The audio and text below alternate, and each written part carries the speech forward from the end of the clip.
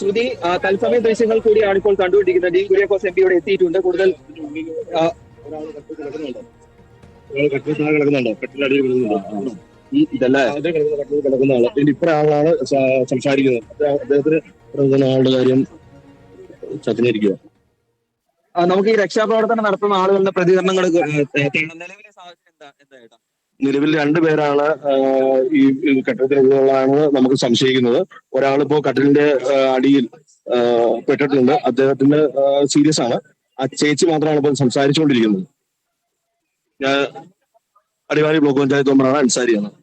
ഇപ്പോൾ അൻസാരിയുടെ വാക്കുകളാണ് നമ്മൾ കേട്ടത്. ഇപ്പോൾ സന്ധ്യ സംസാരിക്കുന്നുണ്ട് ശ്രുതി, പക്ഷേ സന്ധ്യയുടെ ഭർത്താവ് അല്പം ആരോഗ്യാവസ്ഥ അല്പം ഗുരുതരമാണെന്നാണ് നമ്മൾ മനസ്സിലാക്കുന്നത്. അവരുടെ മേത്തേക്ക് ഈ കോൺക്രീറ്റ് പാളികൾ വീട് കിടക്കുകയാണ്. കട്ടിലായിരുന്നു ഈ ബിജു ഉണ്ടായിരുന്നത്. അപ്പോൾ ബിജുവിന്റെ മുകളിലേക്കാണ് ഈ കോൺക്രീറ്റ് പാളികൾ വീണിരിക്കുന്നത്. കുറച്ചും കൂടി കാര്യങ്ങളിൽ വ്യക്തത വരികയാണ് ശ്രുതി. ഇപ്പോൾ ബിജുവും സന്ധ്യയുമാണ് വീടിനുള്ളിൽ പെട്ടിരിക്കുന്നത്. അപ്പോൾ സന്ധ്യയുമായി രക്ഷാപ്രവർത്തകർ നടത്തുന്ന ആളുകൾക്ക് സംസാരിക്കാൻ കഴിയുന്നുണ്ട്, പക്ഷേ ബിജുവുമായി സംസാരിക്കാൻ കഴിയുന്നില്ല എന്നാണ് പറയുന്നത്. ഈ രണ്ടുപേരുടെയും ദേഹത്തേക്കാണ്, ശരീരത്തേക്കാണ് കോൺക്രീറ്റ് പാടുകൾ വീണ് കിടക്കുന്നത്. ഉടൻ തന്നെ ഈ സന്ധ്യ കിടക്കുന്ന ഭാഗത്തെ കോൺക്രീറ്റ് പാളി ഒരു പരിധി വരെ നീക്കം ചെയ്യാൻ സാധിച്ചിട്ടുണ്ട്, പൊളിച്ച് മാറ്റിയിട്ടുണ്ട്. അപ്പോൾ ആദ്യം പുറത്തേക്ക് എടുക്കുക സന്ധ്യയെ ആയിരിക്കും.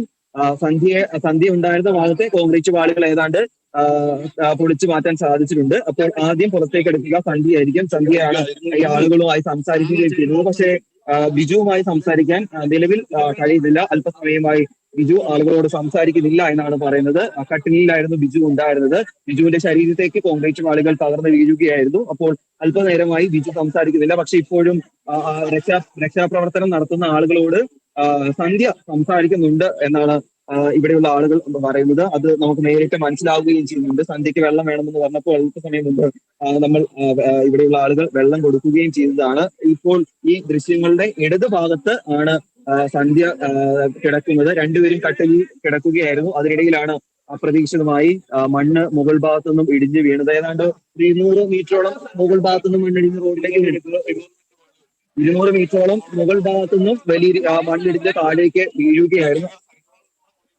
അതായത് ദേശീയപാതയുടെ നിർമ്മാണത്തിനായി കെട്ടിയിരുന്ന പൈടുപാളി, അതായത് സുരക്ഷാ ഭിത്തി ഉൾപ്പെടെ തകർത്തുകൊണ്ടാണ് പോന്നിരിക്കുന്നത്. ആ ദൃശ്യത്തിൽ കാണുന്ന പോലെ തന്നെ മുകൾ ഭാഗത്തു നിന്നാണ്, ആ കാണുന്നതാണ് കൊച്ചി ധനുഷ്കോടി ദേശീയപാത എന്ന് പറയുന്നത്.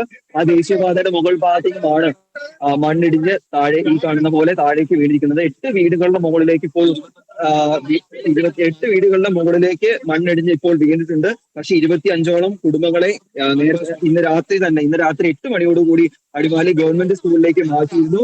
നേരത്തെ തന്നെ പോലീസിന്റെ ഇന്റലിജൻസ് സംവിധാനം, അതുകൂടാതെ ജിയോളജി വകുപ്പ്, പഞ്ചായത്ത് ഉൾപ്പെടെ ഈ സംഭവ സ്ഥലത്തെത്തി പരിശോധന നടത്തുകയും ഉടൻ തന്നെ ഈ ആളുകളോട് മാറി താമസിക്കണം എന്നത് പറയുകയും ചെയ്തിരുന്നു. അതിന്റെ അടിസ്ഥാനത്തിൽ കൂടിയാണ് ഈ ആളുകളെ മാറ്റി പാർപ്പിക്കുകയും ചെയ്തത്. ഈ ദൃശ്യത്തിൽ കാണുന്ന പോലെ തന്നെ കോൺക്രീറ്റ് പാളി തകർക്കാനുള്ള ശ്രമം നടത്തിക്കൊണ്ടിരിക്കുകയാണ്. പ്രേക്ഷകർ കാണുന്നതിലേക്ക് കൂടി സന്ധ്യ കിടക്കുന്ന ആ ദൃശ്യം ഇവിടെ നിന്നും എനിക്ക് കാണാൻ സാധിക്കുന്നുണ്ട്. അപ്പോൾ സന്ധ്യ കിടക്കുന്ന ഭാഗത്തെ കോൺക്രീറ്റ് പാളിയാണ് ചുറ്റിക്ക് ഉപയോഗിച്ചുകൊണ്ട് ഇപ്പോൾ തകർത്തുകൊണ്ടിരിക്കുന്നത്. അതിനുശേഷം ഉടൻ തന്നെ സന്ധ്യയെ പുറത്തെടുക്കാനാകുമെന്നാണ് നമ്മൾ പ്രതീക്ഷിക്കുന്നത്.